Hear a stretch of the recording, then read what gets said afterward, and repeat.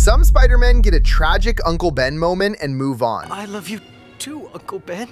Others make you wonder how the studio let them get away with wiping out an entire universe in a kid's film. Here are the 5 darkest truths about Miguel O'Hara. Starting at the very bottom, we have the terrifying reality of his actual body. So everyone talks about how cool his glowing suit is. We see the neon aesthetic, we hear the brooding theme music, and we completely gloss over the fact that bro doesn't actually have standard spider powers. Yeah, he literally admits it. He doesn't have a spider sense to warn him of danger. Hey. It's all right, kid. Oh, I'll take it from here. knock yourself out. Why are you saying it like that? And while Peter Parker and Miles Morales have those cute little microscopic hairs on their fingers to crawl on walls, Miguel's biology is straight out of a horror movie. He uses razor-sharp talons on his fingers and toes to climb walls and literally shred through reinforced metal. Look at this guy. He's not subduing villains, he's dismantling them. Let's be real for a second. Normal Spider-Men use quips and webs to disarm their enemies. But my boy Miguel uses brute force trauma.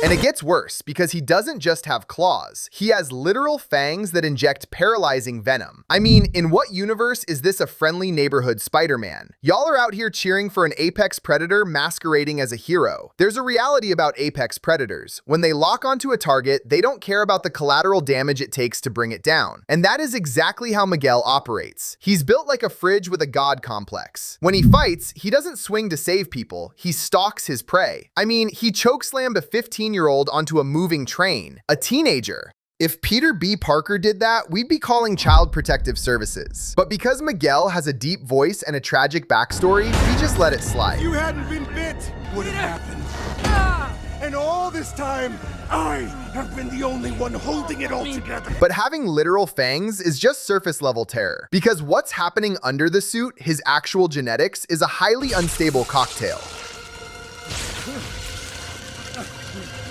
Everyone keeps telling me how my story is supposed to go. This isn't some cool superhero power-up. No, bro is desperately shooting up science juice in the dark just to keep his volatile mutations in check. At least I was. But I'm not like the others. I don't always like what I have to do. Look, I'm not saying I'd handle it perfectly. Dealing with terrifying genetic instability every single day would give anyone a short temper. But anyway, throwing a multi-dimensional tantrum doesn't fix the fact that his body is literally a biological hazard. And it definitely doesn't excuse the lengths he went to for a second chance at life. He doesn't know how to catch the spot. Oh, wow. He just wants to be taken seriously. He's worried about Spot. I'll worry about Spot. What did I do? Which brings us to number 3. And speaking of barely holding it together, let's talk about his living situation. In what universe is finding a dead version of yourself and saying, Where I had a family. Where I was happy.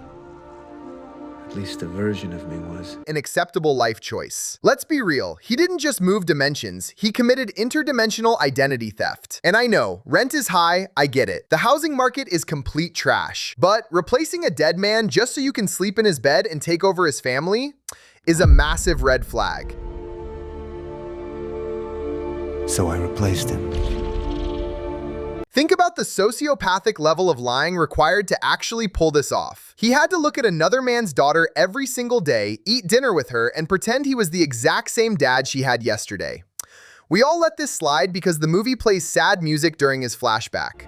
I thought it was harmless. But if you take away the glowing suit and the multiverse jargon, this is the plot of a psychological thriller. He invaded a universe and hijacked a life that didn't belong to him. But stealing a life comes with a massive price, and Miguel paid it by triggering a literal mass extinction event. Number 2, the Multiversal mass casualty event. Because he stepped into a universe where he wasn't supposed to be, the entire dimension completely collapsed. He literally has to hold his stolen daughter while she erases into black code in his arms. This is genuinely one of the most soul-crushing things ever animated on screen. Trillions of people, entire planets, planets, just gone. All because Miguel wanted a shortcut to happiness instead of dealing with his own reality. But here's the thing, guys. Instead of taking the massive L, finding a good therapist, and processing his unimaginable grief, he decided to make his mistake everybody else's problem. He goes back to his universe and builds a massive multiversal task force. But he's not doing it to be a hero. He's doing it because he is terrified of himself. You get out of here! Which brings us to the biggest, darkest lie we all completely ignored. Number 1, the Canon event cult. Can you be more specific? Can you not talk for a second? Yeah. The Spider Society isn't a task force, and the Canon event is absolute garbage. Miguel tells Miles that tragedy is a mathematical requirement, that every single Spider-Man has to suffer a horrific loss or the universe breaks. Some very bad.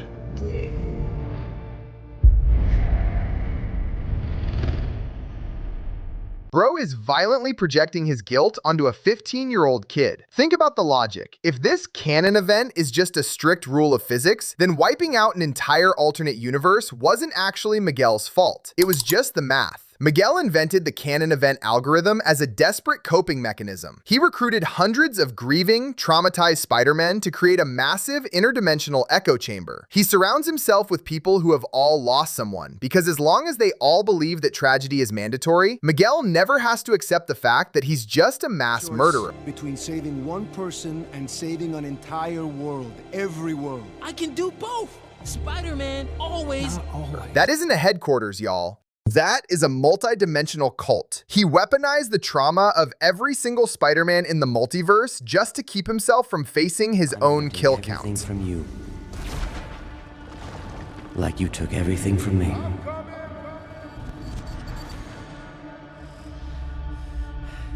Spot does it. Miguel O'Hara isn't trying to save the multiverse. He's just desperately trying to save his own conscience. And he's perfectly willing to let Miles Morales pay the ultimate price for it. Drop a comment below if you think the Canon event is totally fake and Miles is going to expose the whole lie in the next movie. Hit sub so you don't miss our next breakdown, and I'll catch y'all in the next one.